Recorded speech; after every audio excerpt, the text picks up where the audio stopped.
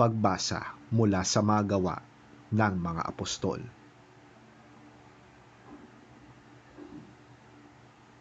Nasa kanila ang kapangyarihan ng Panginoon at maraming naniwala at nanalig sa Panginoong Hesus. Nang mabalitaan ito ng iglesia sa Jerusalem, isinugo nila sa Antioquia si Bernabe. Nang dumating siya roon at makita ang pagpapala ng Diyos sa kanila, siya'y nagalak at pinagpayuhan silang lahat na manatiling tapat sa Panginoon ng buong puso. Mabuting tao si Bernabe, puspos ng Espiritu Santo at ng pananampalataya sa Diyos. At marami pang tao ang sumampalataya sa Panginoon. Nagpunta si Bernabe sa Tarso upang hanapin si Saulo, at nang kanyang matagpuan ay isinama niya ito sa Antioquia. 1 taon silang nanatili roon, nakasakasama ng iglesia at nagtuturo sa maraming tao. Doon sa Antioquia, unang tinawag na Kristiyano ang mga tagasunod ni Jesus.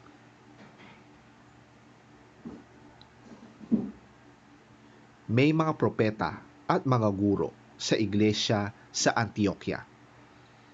Kabilang dito sina Bernabe, Simeon na tinatawag ding Itim, Lucio na taga Cirene, Manaen na kababata ni Herodes na pinuno ng Galilea, at Saulo.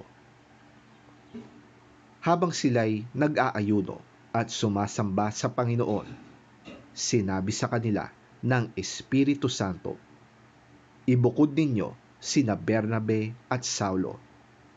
Sila'y pinili ko para sa tanging gawaing inilaan ko sa kanila."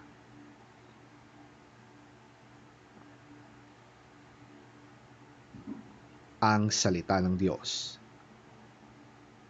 Salamat sa Diyos. Ang mabuting balita ng Panginoon ayon kay San Mateo. Papuri sa iyo, Panginoon.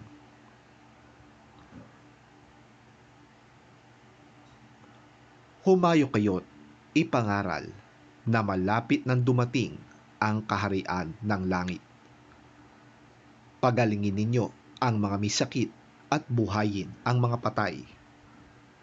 Pagalingin at linisin ninyo ang mga may ketong at palayasin ang mga demonyo. Yamang tumanggap kayo ng walang bayad, magbigay naman kayo ng walang bayad. Huwag kayong magdala ng pera, magiginto, pilak o tanso. Sa inyong paglalakbay, huwag din kayong magbaon ng pagkain, bihisan, pampalit na sandalyas o tungkod, sapagkat ang manggagawa ay karapat-dapat na tumanggap ng mga bagay na kanyang ikabubuhay. Saan mang bayan o nayon kayo dumating, humanap kayo ng taong karapat-dapat pakituluyan at kayo ay tumuloy sa bahay niya habang kayo'y nasa lugar na yon.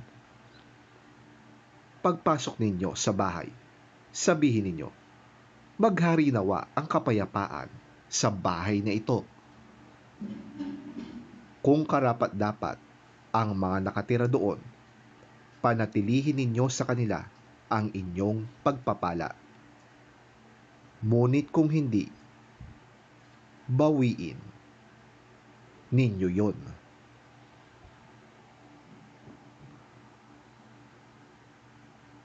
Ang mabuting balita ng ating Panginoon.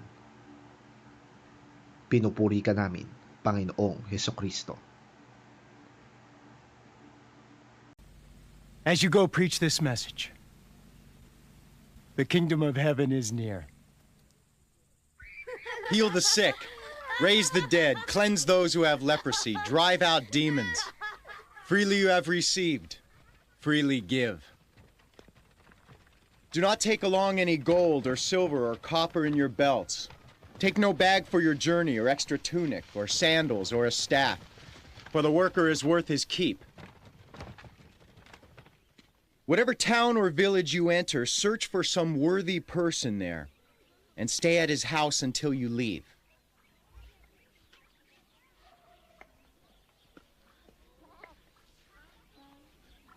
As you enter the home, give it your greeting. If the home is deserving, let your peace rest on it. If it is not, let your peace return to you.